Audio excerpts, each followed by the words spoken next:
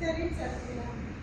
இந்து தேசம் முதல் எத்தியோப்பியா தேசம் வரைக்கும் உள்ள 127 நாடுகளையும் அரசாங்க அகாஸ்வேருவின் நாட்களிலே சம்பவித்ததாவது. ராஜாவாகிய அகாஸ்வேரு தனது ராஜ்யக்காரத்தின் 3ஆம் வருஷத்திலே தன்னுடைய பிரபுக்களுக்கும் ஊழியக்காரருக்கும் 180 நாட்கள் விருந்து பண்ணினார். இந்த விருந்துக்கு பெர்சியா மேதியா தேசத்தில் உள்ள மகத்தானவர்களும் நாடுகளின் அதிபதிகளும் பிரபுக்களும் வந்திருந்தார்கள். அந்த நாட்கள் முடிய ராஜா சூசான் அரண்மனையிலிருந்து வந்திருந்த பெரியோர் முதல் சிறியோர் மட்டுமல்ல சமஸ்த ஜனங்களுக்கும் ராஜ அரண்மனையில் உள்ள சிங்கார தோட்டத்தில் உள்ள மண்டபத்தில் 7 நாட்கள் விருந்து செய்தார்.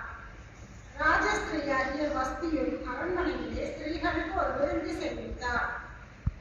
7ஆம் நாளிலே ராஜா ராஜ வசதியால் கடுப்பாய் இருக்கும் போது மகா ரூபவதியாய் இருந்த ராஜஸ்திரியாகிய வஸ்தியின் சௌந்தரியத்தை ஜனங்களுக்கும் பிரபுக்களுக்கும் காண்பிக்கும்படி ராஜபீடம் கற்பிக்கப்பட்டவளாக அவளை ராஜாவுக்கு முன்பாக அழைத்து வர கட்டளையிட்டார்.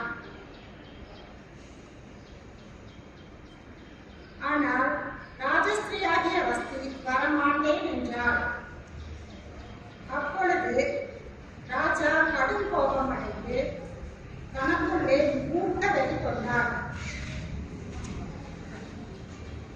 அப்பொழுது மெமுகான் என்னும் பிரபு ராஜாவுக்கு சம்மதியாய் இருந்தால் வஸ்தி ராஜாவுக்கு முன்பாக வரக்கூடாது என்றும் அவளுடைய ராஜமேன்மை அவளை பார்க்கிலும் உத்தமையாகிய மற்றொரு ஸ்திரீக்கு ராஜா கொடுப்பாராக என்றொரு ராஜ கட்டளை பிறப்பிக்கப்பட்டது. ராஜாவின் கட்டளைப்படி அநேக பெண்கள் அரண்மனைக்கு அழைத்துக் கொண்டு போகப்பட்டார்கள். அவர்களை மொர்தெகாய் என்னும் யூதனுடைய சிறிய தகப்பனின் குமாரத்தியாகிய எஸ்தரும் இருந்தார். ராஜா சகல ஸ்திரீகளை பார்க்கிலும் எஸ்தர் மேல் அன்பு வைத்தான். அதனால் வஸ்தியின் ஸ்தானத்திலே பட்டத்து ஸ்திரீயாகிய எஸ்தர் நியமிக்கப்பட்டார். இந்நிலையில் ராஜா ஏனைய பிரபுக்களுக்கு மேலாக ஆமானை மேன்மைப்படுத்தி உயர்த்தி வைத்தார். எனவே ராஜாவின் ஊழியக்காரர் எல்லாரும் ஆமானை வணங்கி நமஸ்கரித்து வந்தார்கள். ஆனால் மொர்தெகாய் மாத்திரம் ஆமானை வணங்கவோ நமஸ்கரிக்கவோ இல்லை. எனவே ஆமான் மூர்க்கம் நிறைந்தவனாய் யூதனாகிய மொர்தெகாயின் ஜனங்கள் எல்லாரையும் சம்மதிக்க வாய்ப்பிருந்தார். அப்பொழுது ஆமான் ராஜாவிடம் உமது சட்டங்களை கைக்கொள்ளாத ஒருவித ஜனங்கள் இருப்பதாக கூறி ராஜா சம்மதித்தால் அவர்களை அழித்து விடலாம் என்றார். ராஜாவும் அந்த ஜனத்திற்கு இஷ்டப்படி செய்யலாம் என்று உத்தரவு கொடுத்தார். நடந்த யாவற்றையும் மொர்தெகாய் அறிந்த போது தன் வஸ்திரங்களை கிழித்து ரெட்டுடுத்தி சாம்பல் போட்டுக்கொண்டு நகரத்தின் நடுவே புறப்பட்டு போய் உயரமுள்ள மகா சத்தத்துடனே அலறிக்கொண்டு வந்தார். இதனை எஸ்தரின் தாதிமார்களும் அவருடைய பிரதானிகளும் போய் எஸ்தருக்கு அறிவித்தார்கள். எஸ்தர் தன் பணிமைக்காரனை அனுப்பி மொர்தெகாயிடம் விசாரிக்க கட்டளையிட்டார். அப்பொழுது மொர்தெகாய் யூதர்களை அழிக்கும்படி சூசானில் துறந்த கட்டளையின் நகலையும் அவனுக்கு கொடுத்த எஸ்தரை அகத்தியமாய் ராஜாவிடத்திற்கு போய் தன் ஜனங்களுக்காக விண்ணப்பம் பண்ணவும் மன்றாடவும் சொல்லச் சொன்னான். அப்பொழுது எஸ்தர் மீண்டுமாக மொர்தெகாய்க்கு சொல்லி அனுப்பினது, யாராவது அழைப்பிக்கப்படாமல் ராஜாவினிடத்தில் பிரவேசித்தால் சாக வேண்டும் என்கிற தவறாத சட்டம் உண்டு. இது அனைவருக்கும் தெரியும் என எஸ்தரின் வார்த்தைகளை மொர்தெகாய்க்கு தெரிவித்தார்கள். மொர்தெகாய் எஸ்தருக்கு திரும்ப சொல்ல சொன்னது, நீ ராஜாவின் அரண்மனையில் இருக்கிறதினால் மற்ற யூதர் தப்பக்கூடாது இருக்க நீ தப்புவாய் என்று உன் மனதிலே நினைவு கொண்டாதே. நீ இந்த காலத்தில் மௌனமாய் இருந்தால் யூதருக்கு சகாயமும் ரட்சிப்பும் வேறவரிடத்திலிருந்து எடுப்போம். அப்பொழுது நீயும் உன் தகப்பன் குடும்பத்தாரும் அழிவீர்கள். நீ இப்படிப்பட்ட காலத்துக்கு உதவியாய் இருக்கும்படி உனக்கு ராஜமேன்மை கிடைத்திருக்கலாமே, யாருக்கு தெரியும் என்று சொல்ல சொன்னார். அப்பொழுது எஸ்தர் மொர்தெகாய்க்கு மறுபடியும் சொல்ல சொன்னது. சூசானில் இருக்கிற யூதரை எல்லாம் கூடி வரச் செய்து 3 நாள் அல்லும் பகலும் ருசியாமலும் குடியாமலும் இருந்து எனக்காக உபவாசம் பண்ணுங்கள். நானும் என் தாதிமாரும் உபவாசம் பண்ணுவோம். விதமாக சட்டத்தை மீறி ராஜாவிடம் பிரவேசித்து நான் செத்தாலும் சாகிறேன் என்று சொல்லச் சொன்னார். அப்பொழுது மொர்தெகாய் போய் எஸ்தர் தனக்கு கற்பித்தபடி 3ஆம் நாளிலே எஸ்தர் ராஜவஸ்திரம் தரித்து ராஜா அரண்மனையில் முற்றத்திலே நின்றார். ராஜா அவளை கண்டபோது எஸ்தருக்கு ராஜாவின் கண்களில் தயை கிடைத்திருந்தார். எஸ்தர் ராஜாவுக்கு உனக்கு என்ன வேண்டும்? உன் மன்றாட்டு என்ன? நீ ராஜ்யத்தில் பாதி மட்டும் கேட்டாலும் உனக்கு கொடுக்கப்படும் என்றார். அதற்கு எஸ்தர், ராஜாவுக்கு சித்தமானால் நான் நமக்கு செய்கின்ற விருந்துக்கு ராஜாவும் ஆமானும் இன்றைக்கு வர வேண்டும் என்றார். அப்பொழுது ராஜா ஆமானை விழித்து வரும்படி சொல்லி விருந்துக்கு வந்தார்கள். அப்பொழுதும் ராஜா எஸ்தரிடம் உன் வேண்டுதல் என்ன? அது உனக்கு கொடுக்கப்படும். நீ கேட்கிறது என்ன? ராஜ்யத்தில் பாதி மட்டும் கேட்டாலும் கிடைக்கும் என்றார். அதற்கு எஸ்தர், ராஜாவின் கண்களில் எனக்கு கிருபை கிடைத்தது. என் வேண்டுதலை கட்டளையிடவும் என் விண்ணப்பத்தின்படி செய்யவும் ராஜாவுக்கு சித்தமாயிருந்தார்.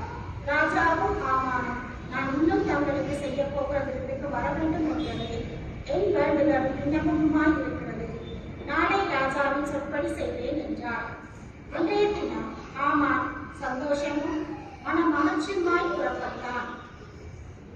ஆனாலும் அரண்மனை வாசலில் இருக்கிற மொர்தெகாய் தனக்கு முன் எழுந்திராமலும் அசையாமலும் இருக்கிறதைக் கண்டு உக்கிரம் நிறைந்தவனாய் வீட்டுக்கு வந்து தன் சிநேகிதரையும் தன் மனைவியாரை சிலேஷிக்கும் அழைத்து நடந்த எல்லாவற்றையும் விவரித்து கூறினார்.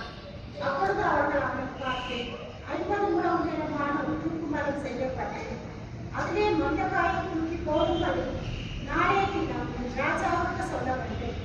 அதன் பின் சந்தோஷமாய் விருந்துக்கு போகலாம் என்றார்கள். இந்த காரியம் ஆமானுக்கு நன்றாய் கண்டதினால் தூக்குமரத்தை செய்வித்தார். 2ஆம் நாள் விருது ராஜரசம் பரிமாறப்படும் போது ராஜா எஸ்தர் ராஜாவுக்கு உன் வேண்டுதல் என்ன? அது உனக்கு கொடுக்கப்படும். நீ கேட்கிற மன்றாட்டு என்ன? நீ ராஜ்யத்தில் பாதி மட்டும் கேட்டாலும் கிடைக்கும் என்றார்.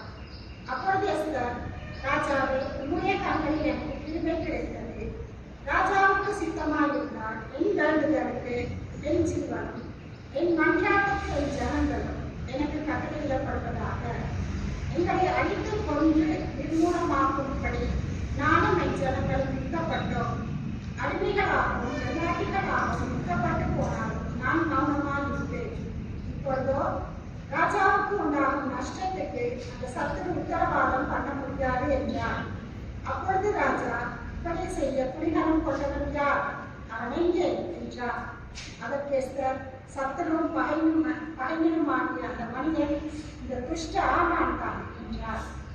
அப்பொழுது ஆமான் வீட்டில் அடைந்தார். ராஜா உக்கிரத்தோட அரண்மனை தோட்டத்திற்கு போனார்.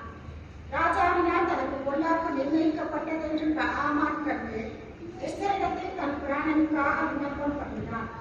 ராஜா திரும்பி வரும்போது எஸ்தர் உட்கார்ந்திருக்கிற மெத்தையில் ஆமான் விழுந்து கிடக்கிறதை கண்டு, நான் அரண்மனையில் இருக்கும் போதே என் கண் முன்னே இவர் ராஜாவிலே பலவந்தம் செய்ய வேண்டும் என்று இருக்கிறானோ என்ற வார்த்தையை கேட்டவுடனே ஆமானின் முகத்தை மூடி போட்டார்கள். அப்பொழுது ராஜசமூகத்தில் ஆமான் மொர்தெகாய்க்கு செய்வித்த 50 முழம் உயரமான தூக்குமரம் ஆமானின் வீட்டை நாட்டப்பட்டிருக்கிறது என அறிவிக்கப்பட்டது. ராஜா அதை அவரை தூக்கி போடுங்கள் என்றார். அப்படியே ஆமான் மொர்தெகாய்க்கு ஆயத்தம் பண்ணிய தூக்குமரத்தில் ஆமானையே தூக்கி போட்டார்கள். அப்பொழுது ராஜாவின் உட்புறம் தணிந்தது. ராஜாவின் நாடுகளில் அப்பொழுது எஸ்தர், ராஜாவின் நாடுகளில் எல்லாம் இருக்கிற யூதரை அழிக்க வேண்டும் என்று ஆமான் தீவினையாய் எழுதின கட்டளை செய்யாமல் ஒப்புக்கொண்டு எழுதி அனுப்ப வேண்டும் என்று கேட்டுக்கொண்டார். என் ஜனத்தின் மேல் வரும்போது அவரை நான் எப்படி பார்க்கக்கூடும்? என் குலத்துக்கு வரும் அழிவை நான் எப்படி சகிக்கக்கூடும் என்றார். உடனே ராஜா கட்டளையை எழுதி ராஜாவின் அனைத்து நாடுகளுக்கும் அனுப்பப்பட்டது. விதமாய் யூதருக்கு வெளிச்சமும் மகிழ்ச்சியும் கருப்பும் கனமும் உண்டாயிற்று. உண்டாயிற்று. சூசான் நகரம் ஆர்ப்பரித்து மகிழ்ந்தது.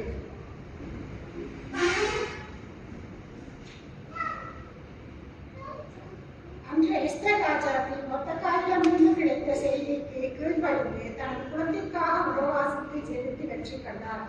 அதேபோல் பெண்களாகிய நாங்களும் எங்கள் திருச்சபைக்காகவும் நாட்டிற்காகவும் உபவாசத்தை ஜெபித்து ஜெயத்தை பெற்றுக்கொண்டு நமது ஆண்டவரின் 2ஆம் வருகைக்கு ஆயத்தப்படுவோமாக.